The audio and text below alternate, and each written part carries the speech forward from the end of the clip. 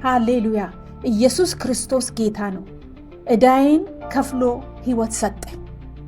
ሙሉ በሙሉ የከፈለው ዕዳ መጽሐፍ ቅዱስ ቆላስይስ ምዕራፍ 2 ቁጥር 13 እስከ 14 እንዲህ ይላል፣ እናንተም በበደላችሁና ሥጋችሁን ባለመገረዝ ሙታን በሆናችሁ ጊዜ ከእርሱ ጋር ሕይወትን ሰጣችሁ፣ በደላችሁን ሁሉ ይቅር አላችሁ፣ በእኛ ላይ የነበረውን የሚቃወመንንም በትእዛዛት የተጻፈውን የዕዳ ጽሕፈት ደመሰሰው፣ እርሱንም በመስቀል ጠርቆ ከመንገድ አስወግዶታል ይላል።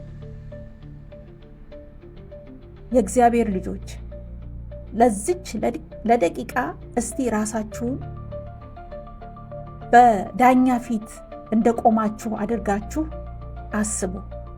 ፈጽሞ ልትከፍሉት ያልቻላችሁን ከባድ ዕዳ ተሸክማችሁ በዳኛ ፊት እንደቆማችሁ አድርጋችሁ ራሳችሁን አስቡ። ለዚህ ደቂቃ ዕዳችሁን እንድትከፍሉ ወይም እንድትበደሩ የሚረዳችሁ በዙሪያችሁ ያለ ማንም የለም። የምታውቁት የለም፣ ዘመድ የለም፣ ጓደኛ የለም፣ ማንም የለም፣ የሀገራችሁ ሰው የለም፣ ማንም የለም ሰው የሚባል።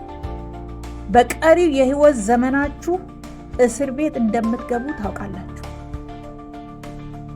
ከዚያ አንድ ሰው በድንገት የማታውቁት ሰው ሁሉን እከፍልለታለሁ ብሎ ቢመጣ በዛች ቅጽበት ምን እንደሚሰማችሁ አስቡ። ኢየሱስ ክርስቶስ ያደረገልን ይህንን ነው። ኃጢአታችን መሸከም የማንችለውን ዕዳ በሕይወታችን ውስጥ ፈጥሯል። ነገር ግን በመስቀሉ ላይ ባለው መስዋዕትነት በእኛ ላይ የተመሰረተውን ሁሉ በደሙ ሰረዘ። ኢየሱስ ክርስቶስ ጌታ ነው። ዕዳችንን ብቻ አልከፈለም፣ አዲስ ሕይወት ሰጠን። በትንሣኤው ምክንያት በኃጢአት መታሰር አቁመናል፣ ነፃ ሙሉ ሆነናል። ጸጋው ሁለተኛ ዕድል ብቻ አይደለም፣ አዲስ ሕይወት ሆኖልናልና ኢየሱስ ክርስቶስ ጌታ ነው። ሃሌሉያ! ክብር ለሱ ይገባል። ጌታ ሆይ ፈጽሞ ልከፍለው ያልቻልኩትን ዋጋ ስለከፈልክልኝ አመሰግንሃለሁ።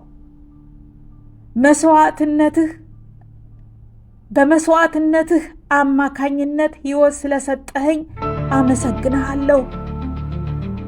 ዕዳዬ ሙሉ በሙሉ እንደተሰረዘ አውቄ በጸጋ በነፃነትህ በደስታ እንድመላለስ እርዳኝ። አሜን።